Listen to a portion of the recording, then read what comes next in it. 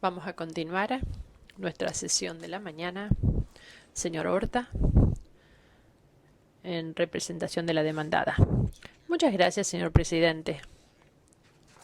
Me gustaría comenzar también con un agradecimiento para los miembros del tribunal, la secretaria, el personal del CIADI y todas las personas que han trabajado para organizar esta audiencia. Quiero agradecer al abogado de la otra parte. Y hemos recorrido una larga trayectoria que a partir de 2007, en este caso, cuando la demandante presentó su notificación de intención de arbitraje y finalmente la solicitud de arbitraje. Y para sumar contexto, recordaré que cuando comencé a hablar sobre este caso en los argumentos de apertura, hablé sobre a qué se refiere este caso. Y ahora vamos a los aspectos básicos. En 1997, la demandante, a través de su empresa local, participó en una licitación para modernizar y rehabilitar el ferrocarril guatemalteco. Creo que las pruebas demuestran que no tenían capital suficiente y sus proyecciones en lo que hace a la demanda, fuentes de financiamiento, eran optimistas y terminaron estando totalmente fuera de los parámetros reales. Entonces las cosas no funcionaron entre las partes, como ustedes escucharán en un segundo. Ninguna de las acciones que fueron indicadas por la demandante en lo que hace a la conducta de Guatemala constituyen actos que podrían fundamentar alguna de las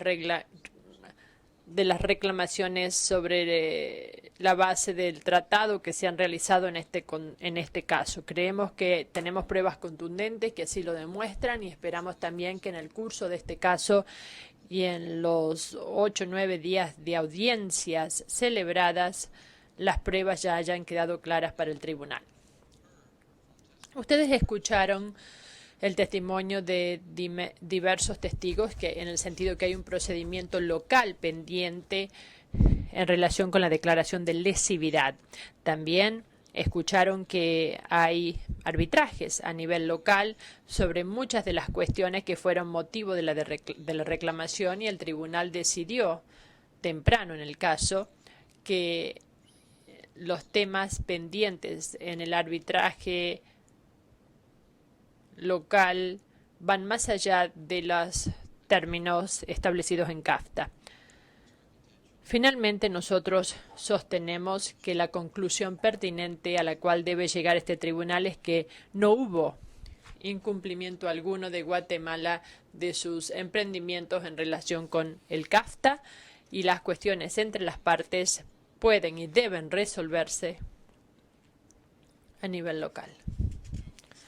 Cuando comenzamos esta audiencia, mencionamos que básicamente había dos cuestiones que en nuestra opinión debían ser decididas por el tribunal. En primer lugar, si Guatemala incumplió sus emprendimientos en virtud del CAFTA cuando aplicó la ley de lesivo y según las pruebas ha sido parte del derecho guatemalteco durante más de 100 años, a través de lo cual declaró que el contrato de usufructo del equipo ferroviario era lesivo. Ante la decisión tomada por el presidente Berger y también ante todas las circunstancias en torno a la situación,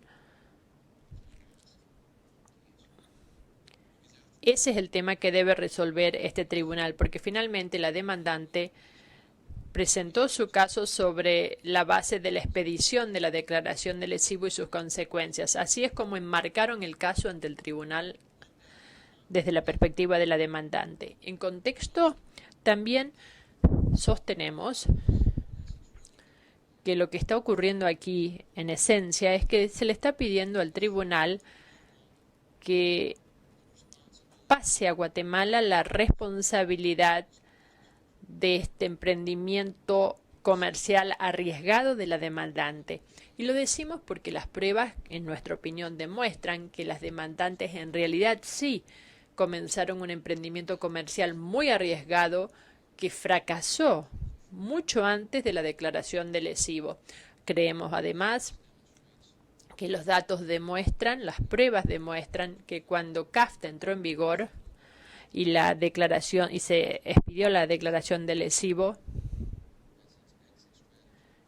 las demandantes utilizaron la reclamación como una estrategia para salir de Guatemala. Me gustaría comenzar en un punto en el cual, en mi opinión, el tribunal va a concentrar gran energía, y es la declaración de lesivo y si las acciones tomadas por Guatemala en relación con la declaración de lesivo contravienen los compromisos de Guatemala en virtud del CAFTA. Nosotros sostenemos que este tribunal no necesita decidir si la declaración de lesivo fue correcta según el derecho guatemalteco. Este tema está ante el Tribunal Administrativo en Guatemala. Si vemos las medidas tomadas por el gobierno, sabemos que entre abril de 2004 y junio de 2005, las partes comenzaron negociaciones en relación con la posible modificación o la celebración de un nuevo contrato de equipos, porque brevemente después de que el señor Gramajo asumió como el nuevo interventor de FEGUA, notificó a la demandante a través de FBG que el contrato de equipos tenía defectos jurídicos, y lo sabemos porque hubo testimonios al respecto por parte del señor Gramajo, también acuerdos preliminares que vio el tribunal son parte de las pruebas R50, R51, y también un intercambio de correos electrónicos entre las partes en relación también con estos acuerdos preliminares. Y creo que ambas partes reconocen que había negociaciones en curso, pero que finalmente estas negociaciones no prosperaron.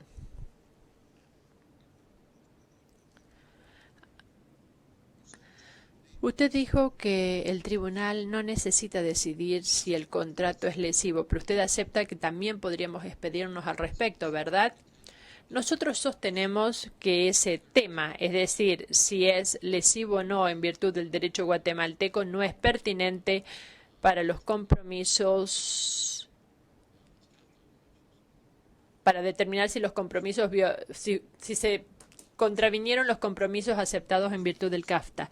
Entonces, usted me está diciendo que podemos laudar sin decidir eso, pero si se decide que el presidente tenía derecho a declarar lesivo el contrato, esto también tendría mucho impacto en lo que tiene que ver con la cláusula de trato justo y equitativo. Sí, es correcto, pero creo que lo único que estamos diciendo, y esto tiene que ver con el primer aspecto de su observación, profesor Crawford, es que usted no necesita llegar allí, en el sentido que la conducta en cuestión aquí, en nuestra opinión, puede demostrar que Guatemala no violó la norma de trato justo y equitativo o cualquier otra reclamación aquí motivo de la diferencia. En relación ahora con la cronología, alrededor de junio de 2005, de hecho esto se remonta a abril de 2005, nosotros sabemos que en ese momento no habían prosperado las negociaciones entre las partes y ambas partes, en esencia, comenzaron a considerar las opciones legales que tenían para superar algunos de los problemas a los que se enfrentaban. Sabemos que Ferrovías comenzó a planear sus arbitrajes locales, vimos intercambios de correos electrónicos, vimos parte del expediente aquí, se hizo pregunta a los testigos también sobre ello. Los testigos de Ferrovías afirmaron que estaban lanzando su ataque contra FEGUA. Esta es una afirmación directa del señor Sen en uno de sus correos de abril de 2005, y este ataque fue el arbitraje o los arbitrajes locales que estaban iniciando en relación con los pagos al fideicomiso y los ocupantes ilegales, temas que ya conoce el tribunal. Ahora bien, el señor Gramajo declaró oralmente ante ustedes y también a través de sus declaraciones de testigo que en abril de 2005, y reconociendo que las partes habían llegado a un punto muerto para tratar de resolver los defectos legales de los contratos 143 y 158, él comenzó a averiguar en primer lugar con el Departamento Jurídico del Ministerio de Comunicaciones. Este es el ministerio al cual responde el organismo ferroviario, y finalmente consultó con un abogado externo, el Procurador General de Guatemala, y todo ello lo llevó a recibir opiniones muy congruentes de sus asesores jurídicos, incluso de la autoridad máxima para el Estado de Guatemala, y se indicaba que el contrato en cuestión tenía algunos puntos importantes de defectos, y para la demandante son tecnicismos, pero me parece que es mucho más, va más allá de tecnicismos jurídicos.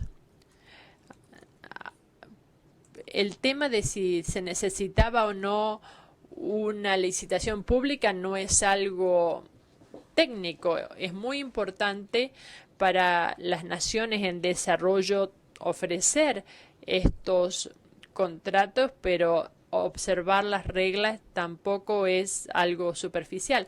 Si es algo importante, ¿por qué no lo hizo el gobierno? Secretario Eisenstadt, en relación con la formalización de los contratos 143 y 158, nosotros no sabemos por qué el interventor de FEGUA en ese momento no celebró una licitación pública. Tampoco sabemos por qué. Ustedes tienen la declaración del señor Mario Cefuentes, quien era el asesor jurídico en ese momento en FEGUA. No sabemos por qué decidió ignorar el asesoramiento de su abogado. Y quiero ser justo, su asesor jurídico en ese momento no le dijo que era necesario en ese momento celebrar una licitación pública, sí la aprobación del presidente. Y cuando usted analiza la documentación, verá en el expediente que la reacción original a este contrato, tanto por parte del asesor jurídico antes de celebrar el contrato, como cuando el equipo jurídico estaba informando al señor Gramajo después de que él se hizo cargo de la intervención, ninguno de ellos reconoció inicialmente que era necesaria una licitación pública, sino que difirieron en el sentido que en las condiciones del pliego original para el contrato 41 existía la necesidad de, como requisito de una licitación, y nosotros también creemos que el contrato lo estipula, porque la entrega de patrimonio del gobierno a un tercero exige la celebración de una licitación. En relación con la incorporación del pliego de condiciones en los contratos 143 y 158, tanto el asesor de Sarceño como de Gramajo inmediatamente reconocieron que era una violación del derecho guatemalteco incorporar ese pliego de condiciones en el contrato, cuando ese pliego claramente establece que se necesita la licitación, y cuando el pliego de licitación también dice que se necesita la aprobación del presidente, y luego unilateralmente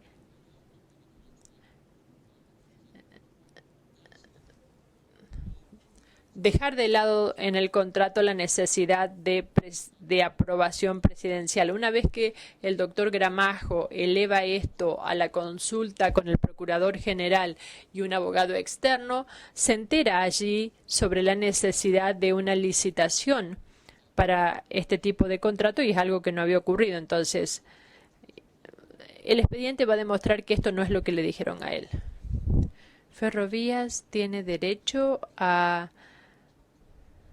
recurrir a la firma de un interventor en el contrato, y también que de acuerdo a ello FEGUA o el gobierno estaba aceptando el pago de cánones. ¿Hay algún tema de dependencia aquí o de que se puede abordar? Lo voy a abordar más adelante, secretario Eisenstadt, pero creo que según el derecho internacional esta dependencia tiene que ser razonable y uno no puede depender de su propio ilícito para iniciar un caso en virtud del CAFTA. Y nosotros creemos que las pruebas demuestran ampliamente en este caso que en el momento en el cual Ferrovías estaba celebrando los contratos 143 y 158, sabían muy bien que se necesitaba la aprobación presidencial. ¿Por qué lo sabían? Porque el pliego de condiciones para el contrato 41 así lo establecía. Había cartas a los interventores que durante años reconocían que el contrato 41 nunca entró en vigencia porque no contaba con la aprobación ejecutiva. Y aún así, a pesar de que incorporaron los mismos términos legales que establecían la necesidad de la aprobación presidencial, dijeron en el contrato que esa aprobación presidencial no era necesaria. Inmediatamente el interventor Sarceño fue más allá de sus facultades y ya lo sabemos, pero en respuesta a su pregunta, Ferrovías entendió que no estaba cumpliendo el derecho guatemalteco y razonablemente no pueden depender de la aceptación del interventor en ese momento cuando ellos mismos sabían que esto no estaba de acuerdo con el derecho guatemalteco. Eso es lo que nosotros sostenemos y en lo que hace a la aceptación de la opinión habrán escuchado lo que dijo el doctor Gramajo, en el sentido que desde su perspectiva los pagos se estaban aceptando en FEGUA según la carta de autorización. Incluso si uno fuese a aceptar que FEGUA, después de la formalización de los contratos 143 y 158, estaba aceptando pagos de acuerdo con ese contrato que FEGUA misma le había dicho a Ferrovías que no estaba en cumplimiento con la ley, con el derecho, FBG no puede ser excusada sobre la base de ello porque una vez más ellos sabían que estaban realizando pagos incluso de acuerdo con un contrato que ellos mismos sabían no estaba en cumplimiento del derecho guatemalteco en el momento en que lo celebraron. Y en nuestro sistema hay un principio similar en el derecho público internacional y no pueden beneficiarse de esta ilicitud, si la quieren llamar así, o de su conocimiento de que estaban haciendo algo que no cumplía el derecho guatemalteco. No lo pueden invocar aquí para excusar su conducta que ellos saben estaba en incumplimiento del derecho. Ahora bien, si volvemos al tema de la razonabilidad de la decisión tomada por el presidente Berger para declarar lesividad, sabemos que en enero de 2006 el presidente Berger recibió una carta del doctor Gramajo en la cual el doctor Gramajo cita diferentes fundamentos sobre la razón por la cual él entendía el contrato era lesivo para los intereses del Estado y le solicitó al presidente que considerase realizar esta declaración. Las pruebas demuestran que el presidente no actuó inmediatamente en relación con esta carta y pidió la declaración inmediata de lesividad, ni hizo nada, sino que pidió a su equipo jurídico que analizara lo que dijo el señor Gramajo. Y eso es lo que hizo el equipo jurídico. Entre enero y abril de 2006 le pidieron al Ministerio de Finanzas Públicas, que según escuchamos es el ministerio que aborda el tema de compras públicas, compras del Estado, lograron que 3 asesores jurídicos independientes dentro del ministerio analizaran si este contrato era lesivo o no. Y con gran congruencia, en nuestra opinión, entre las opiniones, a pesar de que se realizaron de manera independiente y en el expediente se dice que estas determinaciones de los diversos funcionarios fueron independientes, esto es algo irrefutado en el caso, se llegaron a la opinión que los contratos 143 y 158 eran lesivos para los intereses del Estado. Esas opiniones son transmitidas a los asesores jurídicos del presidente Berger y ellos realizan su propio análisis jurídico. Y terminamos con 9 opiniones jurídicas separadas que son presentadas al presidente Berger, donde se le dice que en estos contratos había un defecto jurídico fundamental en virtud del derecho guatemalteco y le dicen que debiera declarar lesivo. Ahora, nuevamente, no hay ninguna controversia en cuanto a que estos dictámenes se fundamentaron en análisis técnico-jurídicos por parte de estos funcionarios públicos. Además, sabemos, y esto no está controvertido, que el presidente Berger fue asesorado en el sentido que, a la luz de que este contrato tenía estas ilegalidades, que no solo debería de declarar el contrato ilesivo, sino que al no hacerlo, él mismo incurría en responsabilidad personal. Ahora, ha habido muchas preguntas o mucho cuestionamiento de parte de los peritos en cuanto a si el presidente estaría sujeto a responsabilidad personal en virtud del derecho guatemalteco. Entendemos que sí. Han escuchado 2 opiniones distintas de peritos jurídicos de Guatemala al respecto. Hemos citado la ley y le remitimos a los artículos 153 a 155 de la Constitución de Guatemala y las otras fuentes de ley citadas por el profesor Aguilar. Y yo creo que la verdadera pregunta aquí es si era razonable para el presidente suponer que él iba a estar sujeto a responsabilidad personal cuando los que le están diciendo son el equivalente del abogado principal de la Casa Blanca, o sea, de la oficina del presidente. Y nosotros creemos que la respuesta es sí.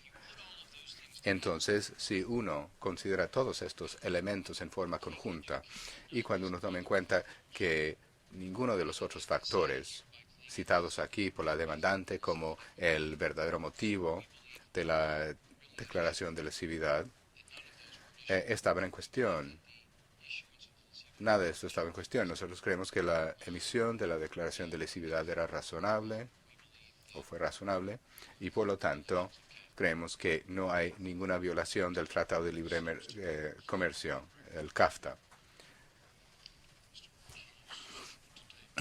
Parece que en el expediente, incluyendo en la declaración del señor Marroquín hoy, surge una y otra vez, parece que hubo una negociación global para tratar un sinnúmero de cuestiones relacionadas con la operación ferroviaria y que este conjunto de vicios creo que no lo deberíamos de calificar o no calificarlos como técnico, pero los vicios mismos no eran una parte fundamental de la negociación y si hubiesen enfocado en corregir esos 2 vicios, la licitación y lo del presente, quizás podría haber habido otro resultado, pero más bien se enfocaron en una serie de decisiones, lo de la costa sur y toda una gama de otros temas. Y creo que el señor Marroquín ha dicho esto hoy por la mañana, que corregir los vicios jurídicos no habría logrado, por ejemplo, el propósito de la Comisión de Alto Nivel, que era de echar a andar nuevamente el ferrocarril. ¿Podría responder a esta inquietud o esta preocupación? Secretario Eisenstadt, aquí debemos de nuevo considerar lo que muestran las pruebas. Hay que preguntarse por qué es que las partes, en el contexto de las conversaciones en la Comisión de Alto Nivel y en el contexto de las conversaciones sobre posible transacción justo antes de la declaración de lesividad, ¿por qué es que estos otros elementos figuran como parte de la ecuación? Y yo creo que las pruebas van a mostrar que el motivo por el cual formaron parte del cálculo de las partes era primero porque la demandante, por medio del señor Posner, por medio de sus socios a nivel local, Cementos Progresos, ellos solicitaron una reunión con el presidente de Guatemala en marzo del 2006. Esto no se ha refutado. Y el propósito de esa reunión fue poner sobre la mesa todas las cuestiones que estaban afectando la relación entre las partes para que se pudiese tratar y resolver esas cuestiones. Yo creo que esto dice muchísimo en cuanto al por qué se estaban tratando esas cuestiones. No podemos, en virtud del CAFTA, echar la culpa a Guatemala por mostrar su buena fe al abrir la oficina del presidente al señor Posner, escuchar lo que él tenía que decir y luego que el presidente decidiera formemos una comisión de alto nivel para intentar resolver estas cuestiones controvertidas entre las partes. Y, por cierto, el propósito del presidente sería tener un ferrocarril operativo y que sus asesores fueron a entender esto como el propósito principal. Y el señor Aikenhead, el señor Marroquín, Astrid Sosa, que no declaró en la audiencia porque ellos optaron por no contrainterrogarlo, pero en su declaración ella también da sostén a este concepto. Y el señor Fuentes, todos les contaron que el gobierno estaba negociando de buena fe. También los señores Aikenhead y Marroquín les dijeron que no había ninguna instrucción, no había ninguna orden. Tienen que resolver todo esto o si no, vamos a seguir adelante con la lesividad. Más bien, las pruebas muestran que todo se estaba tratando en forma conjunta porque la demandante solicitó que todo se tratara o que las cuestiones que afectaban la relación entre las partes fueran tratadas. Y les solicitaron esto directamente al presidente y él respondió, pero nada impedía a las partes lograr una resolución solamente en cuanto a las cuestiones que alrededor de los contratos 143 y 158. Y el otro elemento, y esto es muy importante en relación con su pregunta, cuando las ofertas de sentarse a negociar lo del contrato 143 y 158 fueron formuladas a FBG, lo que sabemos es que no pudieron lograr acuerdo entre abril del 2004 y el 2005, cuando el contrato era el único tema en discusión y cuando sabemos además que la demandante se enfrenta a una solicitud de negociar esa cuestión. Si analizan el C-44, y por favor analice en detalle este documento, es la propuesta de transacción que fue colocado ante el señor Sen el 24 de agosto del 2006, un día antes de la publicación de la declaración de lesividad. Las pruebas son claras en cuanto a que, si bien el acuerdo trataba varias cuestiones, no había nada que decía hay que resolver todo, no vamos a resolver ninguno, y además, prima facie el acuerdo en cuanto a cada punto, incluyendo la cuestión de los contratos 143 y 158, lo que ofrecía el gobierno era sentarse a negociar una salida de los problemas. No hay ninguna exigencia. Cada subpunto dice puntos a negociarse o a tratarse. Y esa prueba en el sentido de que el gobierno, esa es una prueba en el sentido de que el gobierno estaba dispuesto a negociar esos puntos. No hay nada en el documento que dice hay que negociar todo o no se podrá resolver las cuestiones en relación con la declaración de lesividad. Un último punto. Creo que los dos peritos nos dijeron que no había forma alguna de remediar los vicios, sobre todo en relación con la aprobación presidencial. Una vez que está identificado, no se podía remediar. ¿Eso es lo que nos muestran las pruebas en el expediente? Creo que no. Si puedo destacar un punto final en relación a la pregunta anterior, en relación a la propuesta del C-44 que fue entregado al señor Sen. Las pruebas son refutadas en el sentido de que no lo estudió, no hizo ninguna contraoferta y dijo que no tenía la autoridad de negociar los puntos incluidos un día antes de la publicación de la declaración de lesividad. Y aún después de la lesividad, Y R37 muestra esto. Cuando fue enfrentado con la cuestión del contrato sobre equipos, el señor Sen le dijo a los funcionarios del gobierno, esa cuestión es de importancia secundaria, porque el punto principal aquí, que es intentar ver si hay una forma de rehabilitar la segunda fase, es un ferrocarril de trocha estándar en el que no iban a poder utilizar el equipo ferroviario. Para responder a la otra pregunta, secretario Eisenstadt. El testimonio del doctor Aguilar es que sí había una forma de llegar a una transacción y que el gobierno sí podía acordar una transacción. Él dijo que no se podía sanear el contrato 143 porque sufría de ilegalidades, pero sí se podía entablar un nuevo contrato diferente para los equipos, que es lo que se está proponiendo en el C44 y en las negociaciones cuya prueba se encuentra en R36 y R37. Pero podía haber una nueva licitación pública y un nuevo contrato para los equipos que no adolecía de los vicios. Ahora, analicemos las cuestiones de la supuesta motivación de la emisión de lesividad, tal como alega RDC en este caso. Primero, desde el comienzo de este caso, y siguen diciéndolo hoy, ellos alegan que el gobierno intentaba o quería beneficiar al señor Ramón Campoyo, y eso fue la verdadera motivación de la declaración de lesividad. Con todo respeto, creemos que la prueba es clara en este sentido. No hay prueba alguna en apoyo de este alegato, ninguno. Usted ha escuchado directamente del señor Campoyo, dijo que no tenía ningún interés en el ferrocarril, jamás había expresado interés en el ferrocarril, jamás hizo ninguna amenaza, en la medida en que el señor Pinto dijo algo que la otra parte podría haber sido percibido por la otra parte como amenaza, pues él nunca le autorizó para hacer eso. Y sabemos que en abril del 2005 se envió una carta directamente a la demandante a FBG, debo decir, por el señor Campoyo, diciendo que él no tenía interés alguno en el proyecto ferroviario.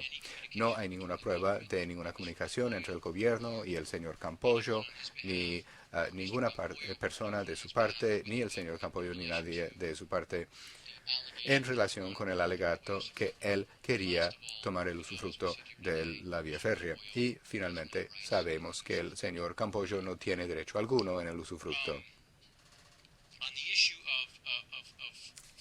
En cuanto a la cuestión de 50 millones, y vamos a entrar en más detalle respecto a este punto, esto se fundamenta en varias cosas que no son más que informes de prensa.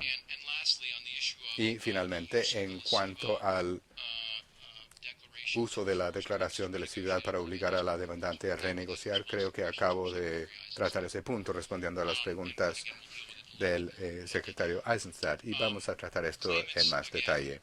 De nuevo, la demandante, para afirmar su reclamo en virtud del CAFTA, intentan afirmar que su inversión fue rentable, la prueba muestra lo contrario, y que Guatemala les tomó la totalidad de su inversión, y yo creo que las pruebas muestran lo contrario. Al evaluar el caso, creo que es importante que evalúen la calidad de las pruebas que les han sido presentadas por la demandante. La mayoría es prueba de oídas, lo que alguien cree que escuchó de otra persona o escuchó de otra persona. Y todas las pruebas de oídas, según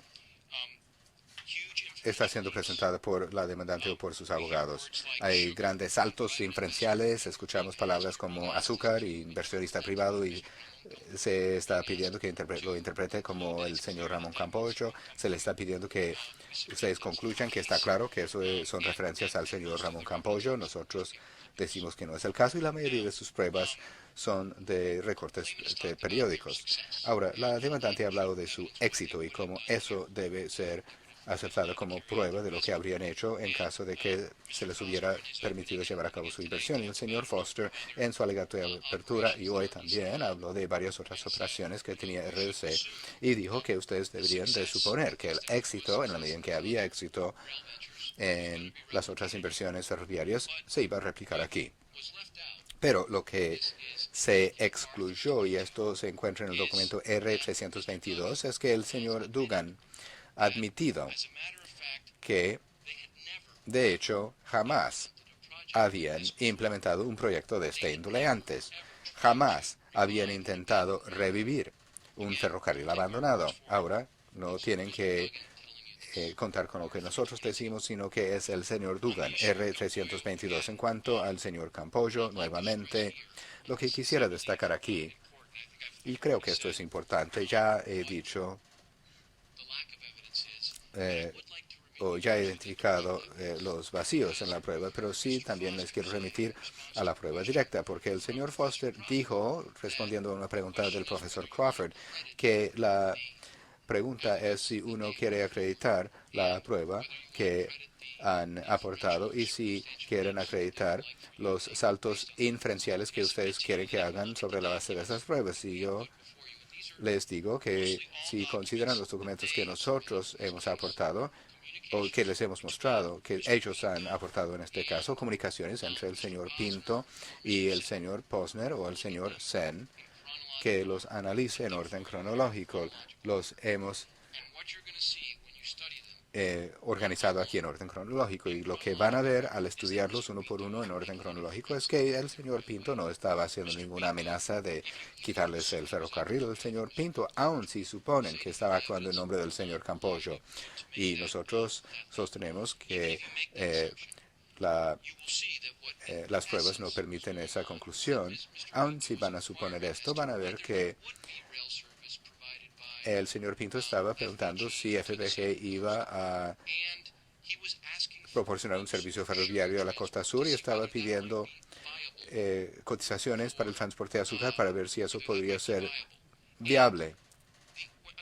Y, nuevamente, al considerar las pruebas, lean en su contexto los correos electrónicos que ellos han aportado. Van a ver que el señor Posner mismo responde a un correo electrónico el 3 de agosto del 2006, un correo del señor Pinto, justo antes de la declaración de lesividad, y él le dice al señor Pinto que él está anticipando resultados positivos para todos en relación con el posible transporte ferroviario al sur. Resultados positivos para todos. Las otras comunicaciones, nuevamente, demuestran una solicitud acerca de la posibilidad de que FBG proporcione servicio ferroviario al sur, no acerca de que el señor Campollo quiere tomar el ferrocarril, ni ninguna insistencia en relación con su propuesta de desarrollos G. Es importante que juzguen la calidad de la prueba aportada. La propuesta misma de desarrollos G que se ha tratado en este caso. Miren estudien esa propuesta, y también el C-44, que es la propuesta de transacción. Son dos de los documentos principales que solicitan que ustedes analicen cuando dicen que ha habido alegatos de amenazas. La propuesta de desarrollos G no es más que una propuesta.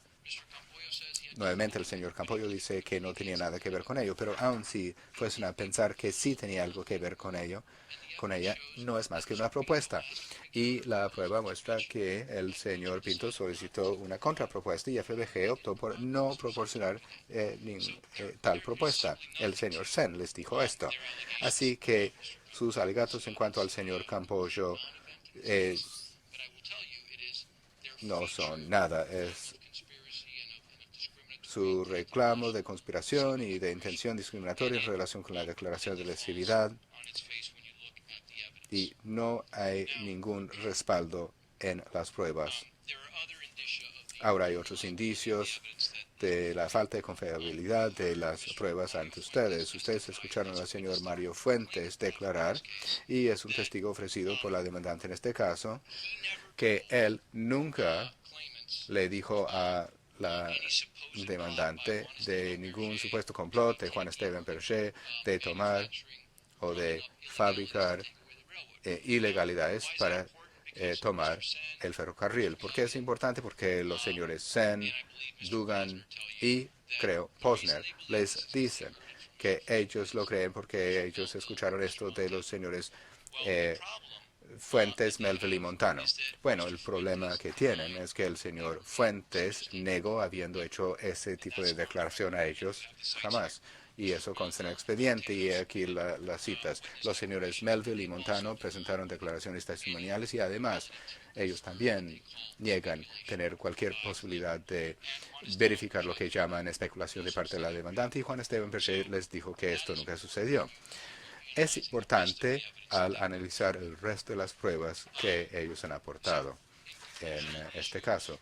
Entonces, para concluir respecto del señor Campollo, nosotros sostenemos que no es una cuestión en este caso, que no hay prueba alguna para sostener este alegato. En cuanto a la amenaza de los 50 millones de dólares, es otra cuestión que ha sido colocada ante ustedes. Ellos sostienen que el presidente Berger exigía 50 millones o si no, iba a seguir adelante con la declaración de elegibilidad. Que exigía 50 millones o si no, iba a seguir adelante con la declaración de elegibilidad en relación al equipo ferroviario, y la exigencia de los 50 millones fue por fines de inversión en el ferrocarril.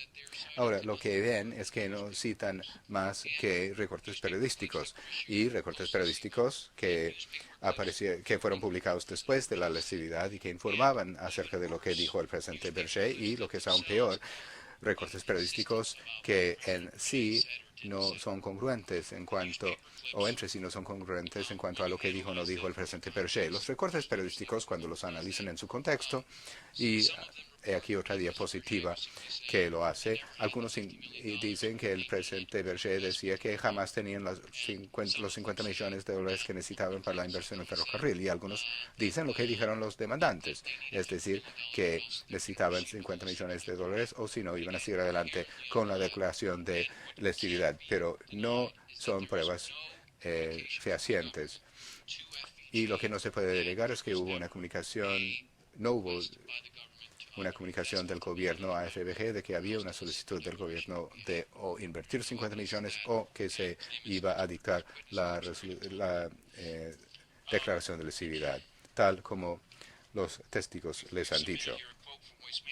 Aquí tenemos una cita del caso de Waste Management que habla de que no se puede confiar en las declaraciones de figuras políticas en el calor del debate público. Vamos a llegar a esto después. En cuanto a la renegociación, nuevamente en relación a la pregunta formulada por el señor Eisenstadt, ya cubrí una parte de esto.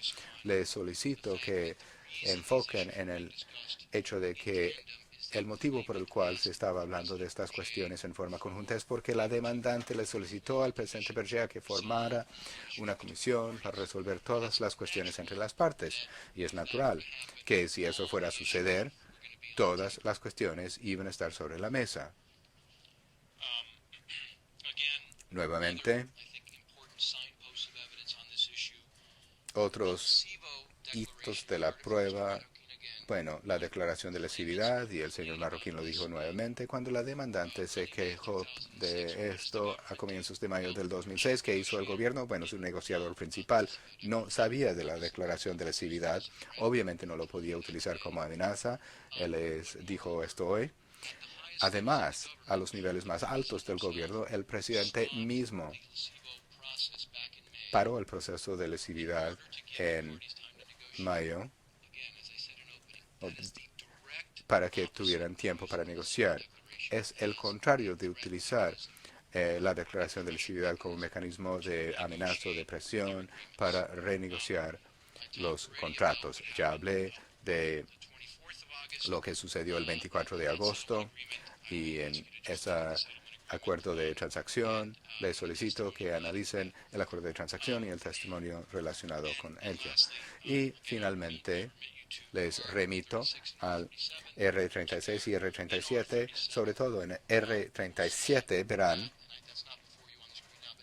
no lo ven en este momento en pantalla, pero en R37 verán, y hay testimonio en este sentido del doctor Gramajo, del señor Fuentes, su testigo, que durante las reuniones de negociación el señor Sen dijo que la cuestión de remediar los vicios jurídicos para FBG era de prioridad secundaria, no les importaba realmente porque estaban más enfocados en los otros temas siendo tratados por las partes. La declaración del Procurador General durante la reunión privada, lo mencioné en el alegato de apertura, no se habló mucho durante la audiencia, pero hubo otra referencia y, de nuevo, es algo dicho en una reunión privada, no les fue comunicado. Mostraron un video del Procurador General en relación con otro tema, la expropiación, y otra vez no es confiable. Es un recorte periodístico de algo que presuntamente dijo. No hay prueba alguna, creemos, en cuanto a esto y, en esencia, se ha vuelto el punto central de su caso, que de alguna manera el gobierno estaba utilizando la declaración de lesividad para obligarles a renegociar sus derechos en los otros contratos. Una de las preocupaciones que uno podría tener respecto de toda la cuestión de lesividad es que nunca se explicó en forma clara. Algunos señalaron estas dificultades jurídicas, pero la demandante había pasado por un proceso de licitación, tenía derechos, solo estábamos enfocados en un solo contrato, tenía derechos independientemente de eso, que tenían valor. Había realizado una inversión. Parece que nada de esto se tomó en cuenta en el proceso de toma de decisiones. Bueno, podrá decir que no hay discreción. Hubo un debate entre los peritos jurídicos sobre ese punto, pero francamente para mí es difícil entender de qué manera cuando estamos hablando de los intereses del Estado y el interés manifiesto del Estado de tener un ferrocarril operativo, cómo eran pertinentes esos factores. No lo entiendo. Profesor Crawford, yo no creo que la prueba sugiere que esos factores no eran pertinentes, si no tenemos testimonio del presidente Berger en cuanto a cómo él tomó en cuenta la manera en que esta declaración de lesividad iba a afectar el resto de la inversión. Lo que sí sabemos, sin embargo, es que el presidente recibió una asesoría en el sentido de que era un contrato ilegal y que había que actuar. También sabemos que el presidente solicitó a otros funcionarios públicos a que estuvieran presentes en la mesa de negociación y que intentaran negociar una resolución de esta cuestión y de otras cuestiones con FBG.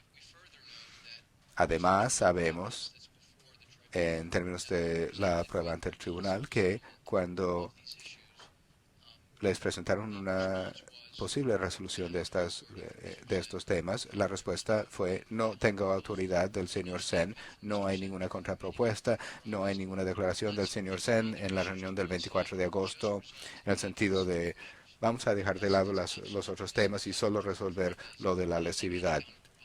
Eso no está ahí. Lo que él dijo es que no hizo ninguna contrapropuesta, consideró que C-44 era amenaza y básicamente salió de la reunión y llamó al señor Posner, ni al señor Dugan, ni a otra persona del que dependía para ver si había forma de resolver solamente lo de la declaración de lesividad. Y además los testigos del gobierno que estuvieron presentes en esa reunión jamás dijeron hay que resolver todo o si no, no vamos a resolver lo de la lesividad. Más bien, ellos le presentaron al señor Sen y sus abogados una propuesta que habría resuelto esto, o las cuestiones en relación con el contrato 143 y 158 si hubiesen llegado a un acuerdo, podido llegar a un acuerdo, pero la respuesta es que no tenían autoridad y no querían seguir adelante con la negociación. Espero que he contestado la pregunta. En relación con lo que muestran las pruebas, hay amplia prueba en el sentido de que el gobierno estaba actuando de buena fe en todo momento en estas negociaciones. Uno lo ve una y otra vez. Desde la instrucción del presidente de formar la comisión de alto nivel, su decisión de suspender el proceso de lesividad, su instrucción a sus asesores de seguir negociando con FBG para evitar la posibilidad de la publicación de la declaración de lesividad y de seguir negociando con ellos posteriormente en un esfuerzo por resolver las cuestiones antes de iniciarse la acción en el Tribunal de lo Contencioso Administrativo. En cuanto a daños y perjuicios, lo que sabemos, y creo que es más o menos incontrovertido aquí, a pesar de algunos comentarios en sentido contrario, la demandante nunca era rentable. Su inversión solo les produjo pérdidas. En cuanto a los posibles contratos de rendimiento futuro, servidumbres, etcétera, ¿cuál es la prueba contundente ante ustedes? Hay varias cartas que se organizaron inmediatamente después de dictada la declaración de lesividad. Para nosotros es de notar que todas estas cartas se enviaron dentro de un plazo tan breve. Pero, no obstante esto, no hay contrato alguno. ¿Dónde están los contratos? ¿Dónde están los documentos que respaldarían el concepto de que estos supuestos tratos estaban por hacerse? No hay. Hay prueba de uno de los testigos que le tomó más de 2 años tener un contrato de arrendamiento y no era posible hasta justo antes de la declaración de lesividad. Y en cuanto a los contratos que existían antes de la lesividad, que todavía los tienen, que siguen beneficiándose de ellos y que sus ingresos han subido después de la declaración de lesividad.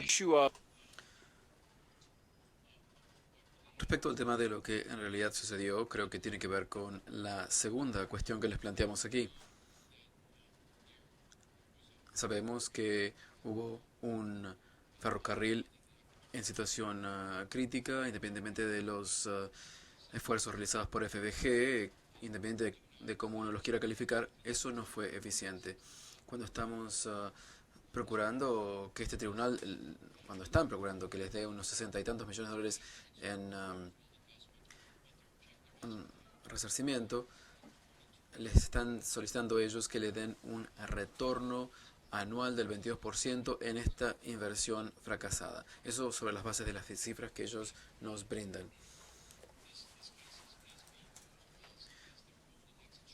En este caso, ellos lo están utilizando como si fuera una estrategia de salida y los elementos financieros son muy importantes. El señor Posner le dice a sus accionistas: por favor, ¿podría indicarnos dónde dicen ustedes que ellos solicitan el 22%? Sí, ese es un cálculo que está basado en los 65 millones de dólares que están reclamando ellos en este caso y en la inversión que efectuaron.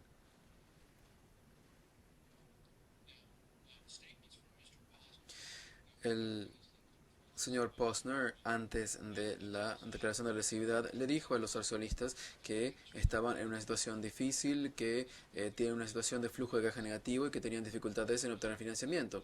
Lo que nosotros sabemos es que inmediatamente después de la declaración de lesividad comenzaron a planear este arbitraje. El 11 de agosto se envió un email en donde el señor Carrasco, uno de los abogados principales de este caso, dice que están trabajando en el procedimiento judicial internacional que pueda estar a nuestra disposición. Y esto después de la declaración de lesividad. Antes de la publicación de la declaración de lesividad, firmaron un contrato de largo plazo con GESUR. Esto muestra el hecho de que iban a continuar recibiendo utilidades de este usufructo, aunque iban a tratar de incoar este arbitraje. El señor Sen se presenta sin autoridad alguna para negociar antes de la publicación de el lesivo. También hubo un campo pagado conforme se establece en la R36 y el señor Posner le dice al mundo en un comunicado de prensa que el gobierno de Guatemala había comenzado la expropiación de las inversiones de RDC en Guatemala. Eso directamente surge de este campo pagado. También el 28 de agosto se le solicitó al señor Sen que por favor le indique a FBG que detenga la campaña mediática relativa a la declaración de lesividad porque estaban negociaciones que se habían efectuado.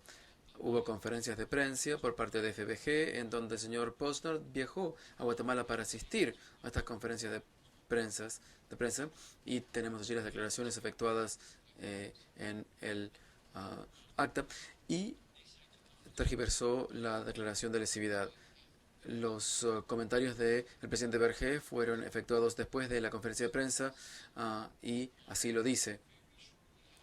Muy poco después, ellos contrataron a los expertos en daños y perjuicios. El señor McSwain dice que fue contratado en 2006. Esto no parece una empresa que trataba de salvar sus inversiones. En marzo de 2007 presentaron su notificación de arbitraje y después en junio de 2007 la solicitud final de arbitraje. Hablamos respecto del tema del estoppel, la doctrina de los actos propios, y esto yo lo indiqué en respuesta a las preguntas del árbitro Eisenstadt, pero es importante que ustedes se concentren en el hecho de que la demandante FDG sabía que todo esto era la realidad cuando firmó el 143 y que se trataba de un contrato que no cumplía la legislación guatemalteca. El señor Aguilar y el señor Mayora ambos consistentemente plantearon este punto. Es algo impropio incorporar las bases licitatorias en el contrato y después desviarse de los requisitos de licitación en ese contrato. Y eso es específicamente lo que había sucedido en el 143 en cuanto a la aprobación gubernamental. Reitero, esto es una prueba directa de que FBG sabía que estaba violando el derecho guatemalteco cuando celebró ese contrato. Ellos no pueden decir que ignoraban la ley de contrataciones públicas. Ellos no pueden decir que esto está bien porque lo dijo Cerceño, el interventor de FEGUA. Ellos sabían que estaban actuando fuera de la ley y lo hicieron. Guatemala no va a utilizar la declaración de lesividad para abordar estas ilegales y otras. Ellos no pueden decir esto. Hablamos del tema de la licitación pública. Ellos deberían haber sabido que la licitación pública estaba... Perdón, un tema. Aún si Ferrovías sabía o debería haber sabido de la existencia de estos requisitos incorporados en el contrato 143, si ambas partes procedieron sobre la base de que eso no es necesario, ¿por qué entonces es que Ferrovía debería haber sabido que una de las dos partes, es decir, FEGUA, iba a modificar las cosas, modificar esto que parecía haber sido un consenso que habían obtenido las partes? ¿Por qué Ferrovías hubiese pensado que en una fecha ulterior FEGUA iba a modificar su opinión?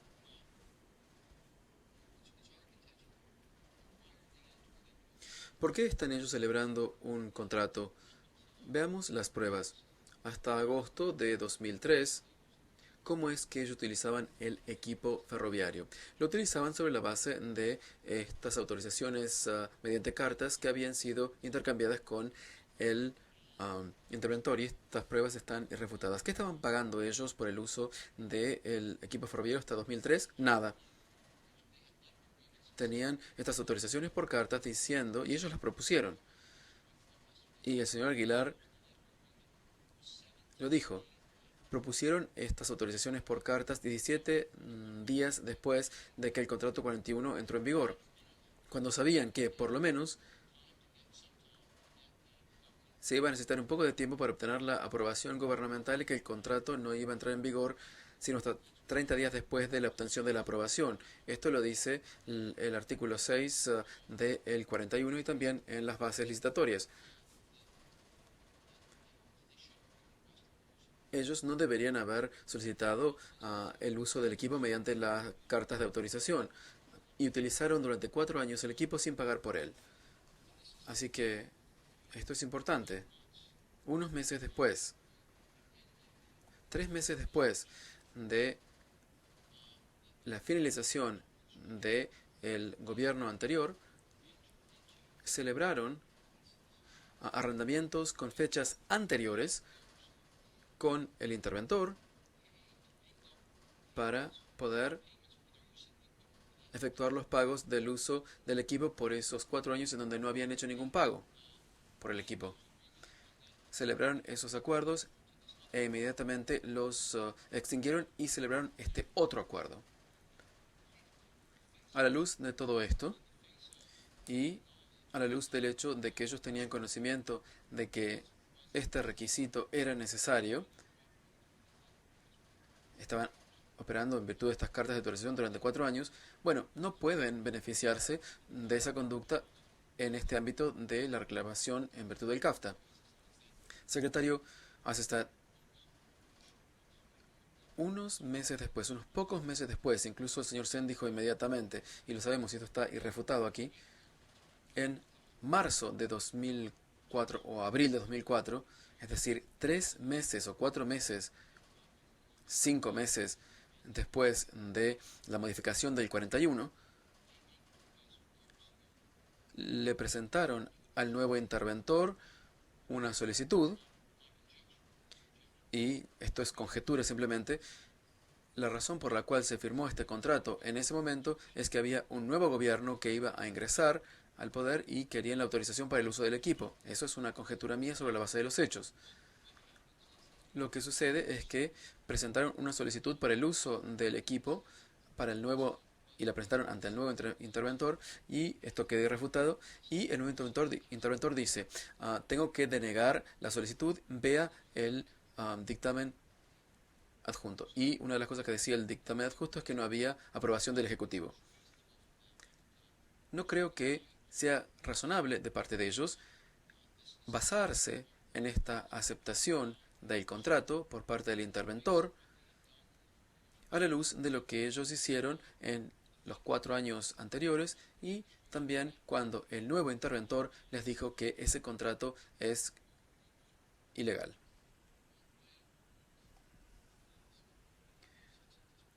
Solicitaría que usted en su respuesta sea lo más sucinto posible porque no tenemos tiempo. Entiendo, haré lo posible. ¿Hay algún tipo de pertenencia respecto del hecho de que el interventor anterior, en el año 2000, en virtud del 41, él fue directamente al presidente y lo solicitó al presidente que firmara el contrato 41? Y él nos dijo a nosotros que él no tenía ninguna idea de por qué eso no se realizó. Y después, en virtud del 143, esto no se hace. ¿Hay algún tipo de pertinencia respecto de la declaración de esta persona? En cuanto a los temas objeto de decisión en este caso, creo que no. No se trata de un caso en donde el gobierno declaró la lesividad del 41. Las partes juntamente extinguieron el 41 y celebraron el 143. Los dictámenes dicen que ese es un contrato extinguido que las partes extinguieron por mutuo consentimiento. No se puede revivir eso, según entiendo. En cuanto al 143, uno no puede presentarle un contrato ilegal al presidente y solicitarle la aprobación. Hay que celebrar un nuevo contrato y hay que tener una nueva licitación y hay que sanear las deficiencias jurídicas. Pasando entonces a otro tema, entendemos que los expedientes muestran que no puede haber ningún tipo de planteamiento de la doctrina de los actos propios por las razones que nosotros planteamos y las que también indiqué yo sobre la base de la conducta de la demandante.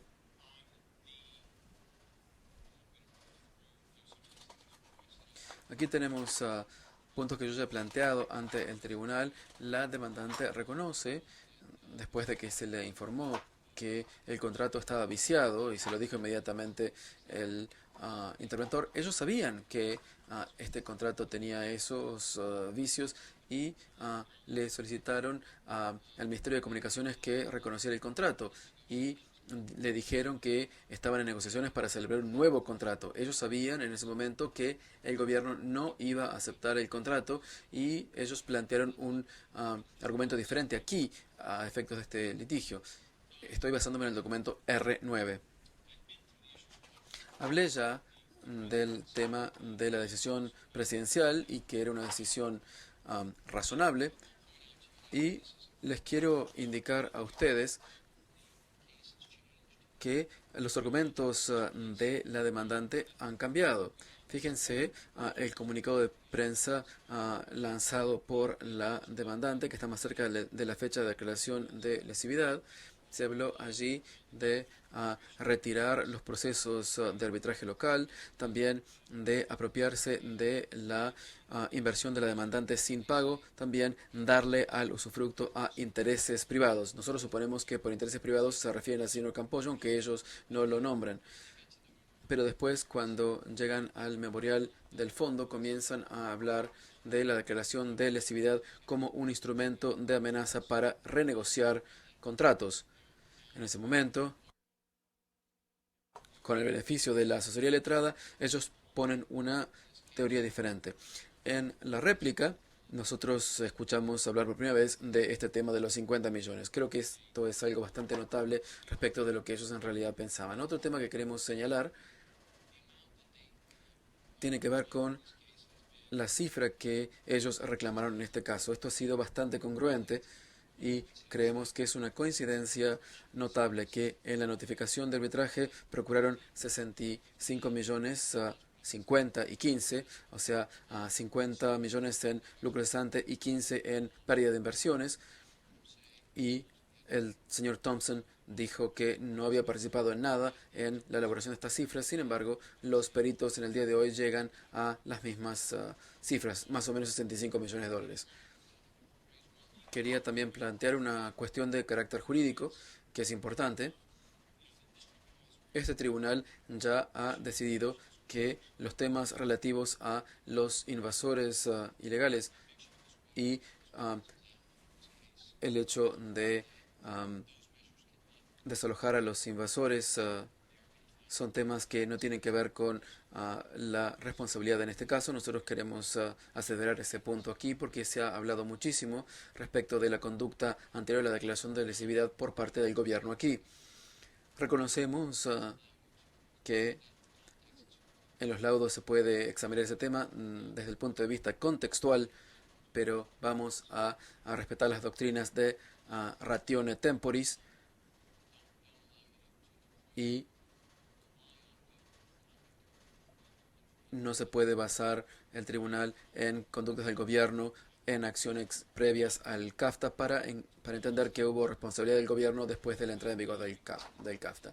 Vamos a hablar de otro tema. Voy a hablar bastante del tema del trato justo y equitativo porque en cuanto a las otras reclamaciones las voy a analizar en forma muy breve porque creemos que no hay prueba alguna para ninguna de sus reclamaciones, pero específicamente en cuanto a estas. El tribunal puede disponer de ellas rápidamente. En cuanto al tema de la expropiación indirecta, la demandante ya ha conseguido que es un tema de claro establecimiento en las actas que Guatemala no interfirió con los contratos. Tuvieron todos los derechos en virtud del 143 y 158, los mismos que tienen ahora, posesión de del ferrocarril y también los derechos del contrato 402 en virtud del derecho de vía y siguieron beneficiándose de esos contratos. ¿Y por qué? El por qué es importante. ¿Por qué ellos no han intentado seguir explotando sus derechos en virtud de ese contrato? ¿Por qué no han intentado ellos cobrarle los arrendamientos a estos invasores industriales? Bueno, Guatemala no puede ser responsable por eso. Ellos decidieron unilateralmente salir del país con un anuncio público y el señor Posner estuvo en la primera plana de los periódicos en septiembre de 2007 y anunciaron esto en marzo de 2007 y el gobierno de Guatemala no puede ser responsable de la decisión de la contraparte de salir del país y no explotar sus derechos que todavía tiene el día de hoy. Respecto del tema de la interferencia, sobre la base de lo que ya dije, desde un punto de vista jurídico, no se trata de los derechos de propiedad, no se han interferido esos derechos de propiedad, ni tampoco la posibilidad de generar retornos económicos sobre esa inversión. Entendemos que ese no fue el caso. La razón por la cual ellos no generan beneficios de sus derechos de usufructo es porque decidieron no seguir adelante con esos derechos. Salieron del país, no buscan cobrar los arrendamientos de los invasores. El 92% de sus inversiones tienen que ver con el derecho de explotar, el derecho de vía en cuanto a bienes inmuebles, pero no lo están haciendo. Esto no es la culpa de Guatemala. Guatemala no está obstaculizándolos a ellos para que lo hagan. Decimos que ellos no han ofrecido pruebas en cuanto al tema de interferencia y tampoco han ofrecido pruebas respecto de el carácter sustancial del efecto de los actos expropiatorios, según dicen ellos, que es la declaración de lesividad. Sus ingresos han subido incluso después de la declaración de lesividad. En cuanto a la intención discriminatoria, ellos no la han probado. Respecto del caso Schufelt, que han citado en su argumento de apertura, ese caso no es como este. Es un caso que sucedió hace mucho tiempo y el decreto legislativo tuvo el efecto inmediato de extinguir el contrato. Ese caso es distinto de este caso. Los derechos contractuales de la contraparte todavía están a favor de ella y pueden gozar de ellos si lo desean. Respecto del tema de si esta es una expropiación ilegal, ya hemos analizado los otros elementos y ciertamente creemos que cumplir las leyes de contratación pública y la Constitución guatemalteca, bueno, estas son razones que tienen que ver con un propósito público y con un interés público. Y por eso es que el presidente tomó la decisión que tomó, es decir, declarar la lesividad del acuerdo. En cuanto al tema de debido proceso, este es un tema que no puede plantearse. Ustedes escucharon el testimonio de Franco y habla por sí mismo. En cuanto al tema de compensación rápida y adecuada, eso no es algo que sea debido ahora. No creemos que haya existido expropiación. Esa reclamación no es correcta porque en virtud del CAFTA esa indemnización no es debida en este momento. La contraparte tiene la posibilidad de recuperar los fondos que pagó en virtud del usufructo y el contencioso administrativo confirmó la declaración de lesividad y también el señor Franco, el testigo de la contraparte, entiende que ellos pueden presentar una acción separada para buscar daños y perjuicios en la acción administrativa. En algún momento,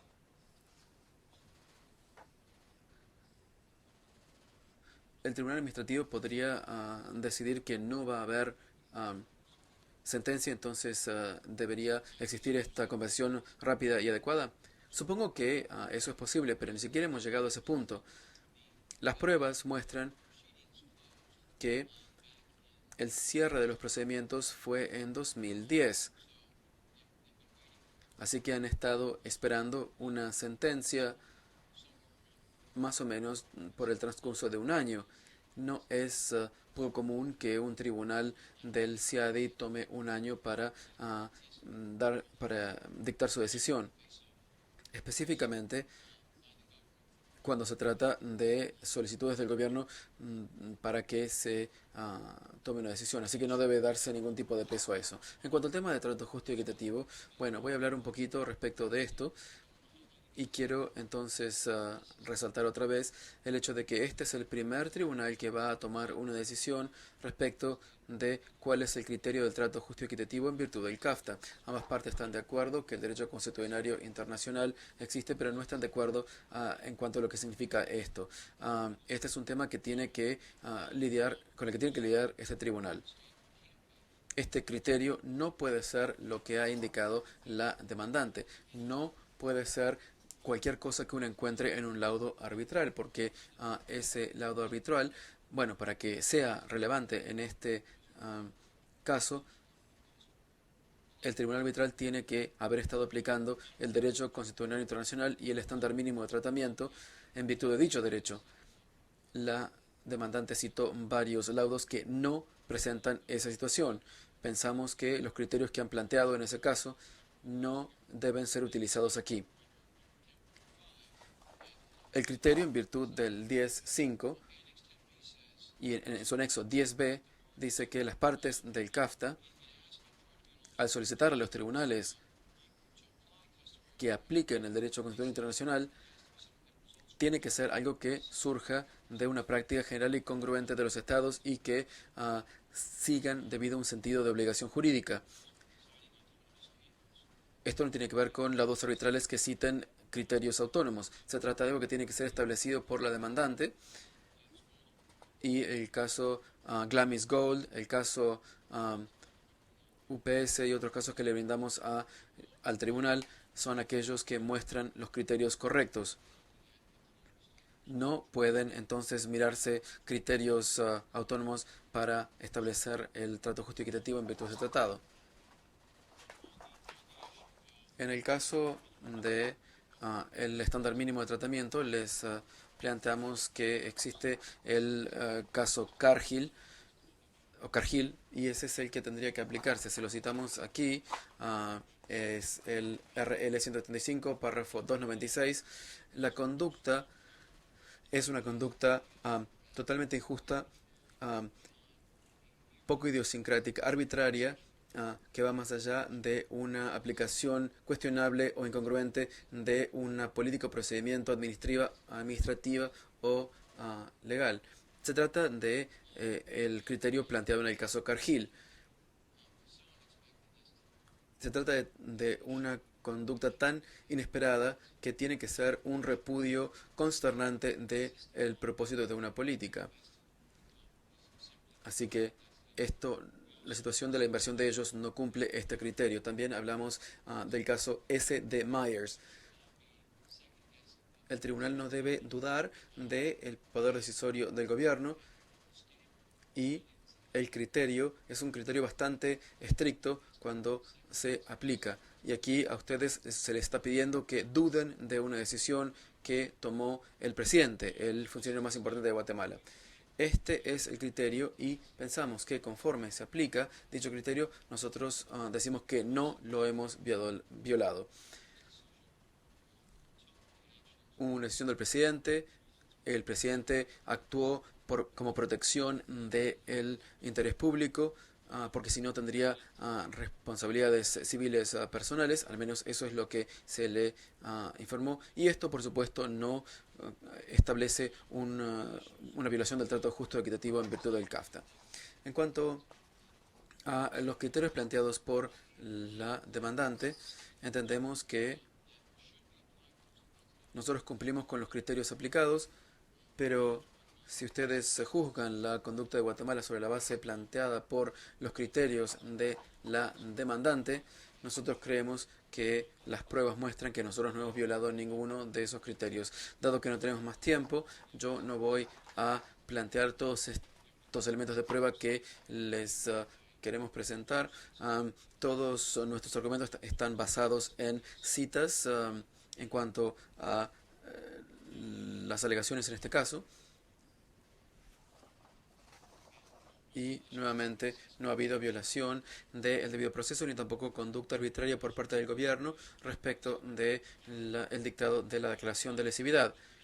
Tampoco ha habido frustración de las expectativas legítimas de la demandante. Nosotros entendemos que el contrato que ellos sabían que era ilegal no podía dejar de ser impugnado por el gobierno. Así que eso no constituía una expectativa legítima. En cuanto a el tema de la declaración de lesividad, ellos conocían la ley. Nadie les dijo en Guatemala que la declaración de lesividad nunca se le iba a aplicar a su inversión. Nadie les dijo eso nunca. En cuanto a la protección plena y seguridad, nuevamente no voy a hablar mucho de este tema, porque el tema real es si el gobierno actuó en una debida diligencia o sobre la base de una debida diligencia, y nosotros entendemos que tomó medidas razonables el gobierno.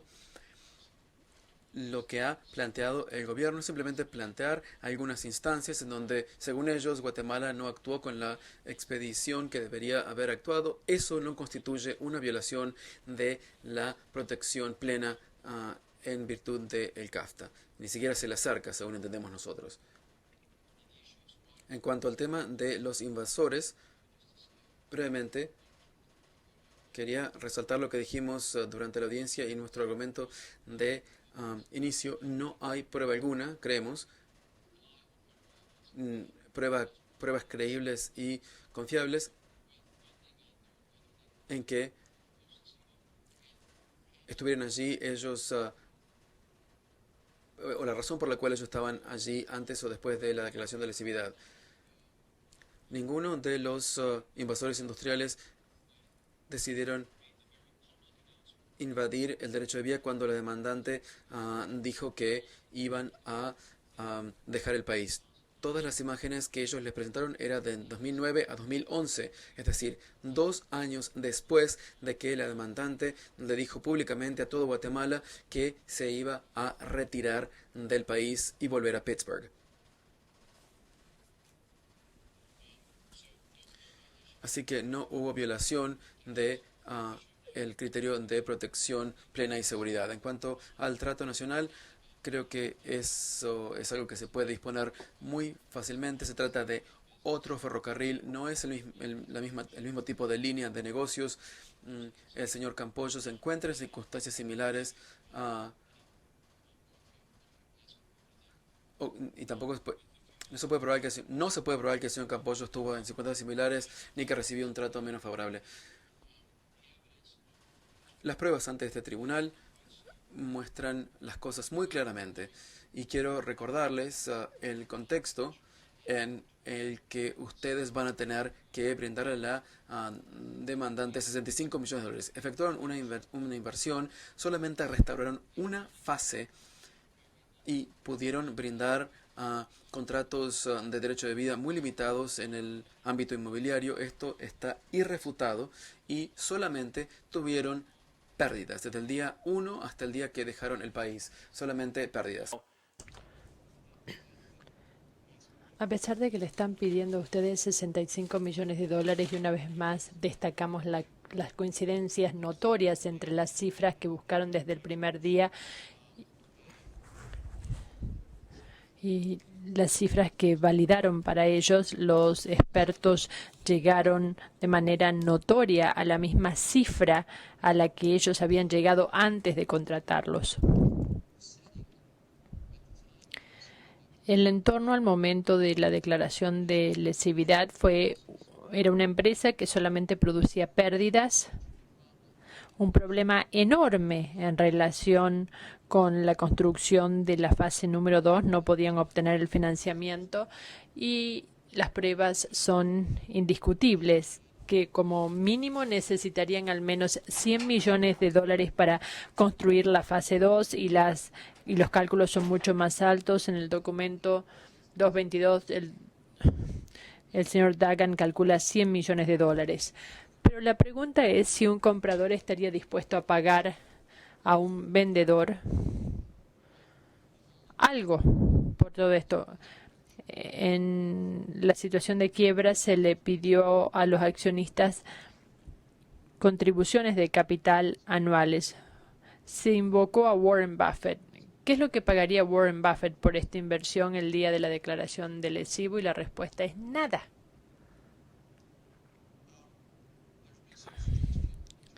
Se sugirió también en lo que hace a los daños y perjuicios que de alguna manera el tribunal debiera conceder una serie de daños y perjuicios diferentes para de alguna manera castigar a Guatemala por su conducta.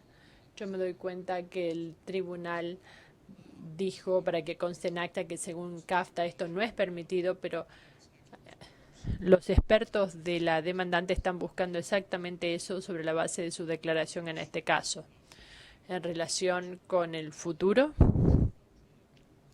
y la reclamación por los ingresos, creemos que hay mucha especulación y muy pocas pruebas. C27 es el registro de operación real. Perdieron dinero año tras año. En relación con lo que se les pide a ustedes que crean que ocurrió, les están pidiendo a ustedes que crean que sus ingresos por bienes inmobiliarios habrían subido porque habrían cambiado de manera drástica lo que ocurrió en los primeros 8 años de operaciones comerciales, pero no tienen prueba alguna para llegar a esa conclusión. ¿Dónde están los contratos? ¿Dónde están las pruebas contundentes para demostrar que esto fue algo más que una expectativa, una esperanza o una proyección por las nubes? No hay ninguna. En lo que hace a los ingresos por ferrocarril, lo mismo, en especial cuando uno considera que al día de la declaración de lesivo no tenían fuentes viables de financiamiento del proyecto. Lo mismo se aplica, fíjense, en sus propias declaraciones contemporáneas, donde les dicen que no había exigencia, no se solicitaba el uso de su servidumbre de paso, el derecho de vía ferroviario, las operaciones ferroviarias.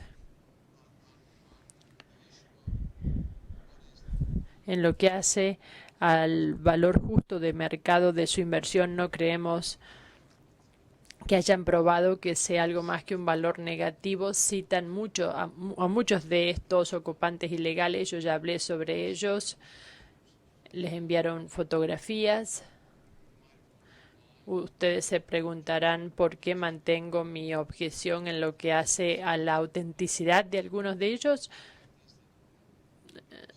No recuerdo cuál es la diapositiva, pero el 25%, 9 de los 36, fueron tomados por otra persona porque el señor Sen dijo que lo había tomado durante el lapso de 2 meses, pero el 25% de ellos, si usted cree en la fecha de las fotografías, no coinciden. Entonces no sabemos quién tomó las fotografías, desconocemos la fecha y si ustedes se preguntaban qué iba a hacer, sigo cuestionando la autenticidad de estas fotografías. Para concluir, sostenemos que el valor justo de mercado de la inversión